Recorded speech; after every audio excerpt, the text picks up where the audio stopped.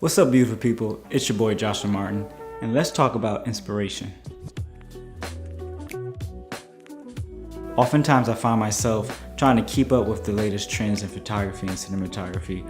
What's the most critically acclaimed movie and film that's come out? What's the most popular style of photography? And oftentimes I forget what actually influences me for my day-to-day life. The things I consider inspiration without me even knowing. Now here are some things I want to share with you that keeps me inspired.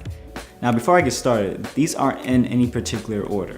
1, my workspace. I talked to this before in my previous video about workspace, but honestly guys, this is where I come and sit down to think. But if it's not clean, then that's not gonna happen. So when I come and sit down to focus, I have to make sure my desk is actually organized and presented well enough where I can actually sit down and think. I'm not sure if that's a source of inspiration, but it's definitely part of my inspiration process.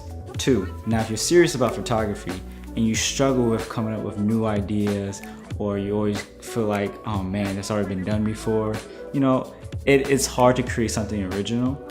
But what helps me in most of my shoots and what I'm trying to convey is creating a mood board. Now, a mood board is very similar to making a storyboard in film, but mood board, you're just drawing, well, not very similar, but you're putting together different pieces to see how it all fit for your idea.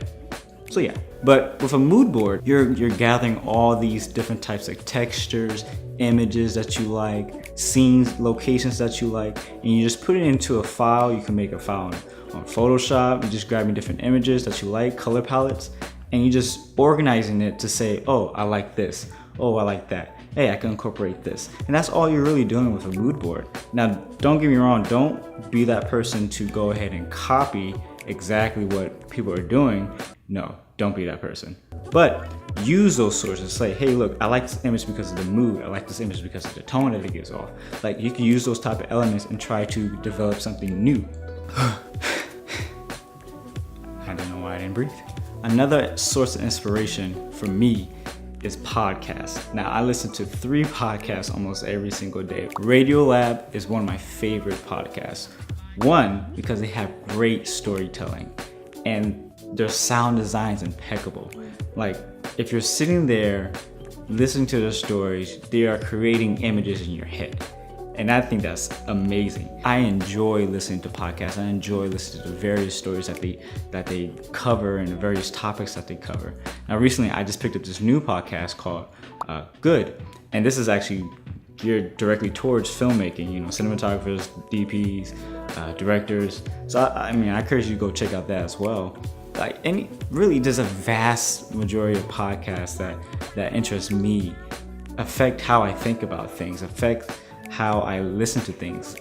Now, to touch bases what I said earlier about critically acclaimed movies and films and all like that, if you have a particular movie that you really enjoy, that brings you happiness or that makes you cry, that is a source of inspiration, because this is drawing out different types of emotions in you. It doesn't have to be the most popular film that's out there. No, if it's something that means that has meaning to you, use it. I mean, understand why it affects you. You are experiencing something that only you can understand. And I consider that as a source of inspiration. And you should too.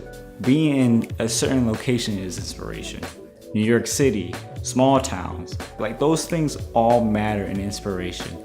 If you always think that you feel like, you know, drained, just take a step back, breathe, relax. Don't kill yourself. Yeah, don't kill yourself. Take a moment and just think about, what do I enjoy? Like, let me just go for a walk, be in nature. That is a source of inspiration for myself as well. It's okay. The world's not, you know, it's okay to take a step back. Inspiration is all around you. You just have to just open up your eyes. I think that was number 5 or 4. Thanks for listening to this little rant of mine. I hope it helps you in some way and fashion, especially those who are starting a creative field. It would either be photography or video or anything like that, drawing, painting. I hope that you will understand what your inspirations are. It doesn't have to be something grand. It could be the smallest thing right in front of you. If you want to keep posted with different news and things that are happening with me and this channel, just head over to my Instagram and follow me, like this video, subscribe so you can see more updates as well.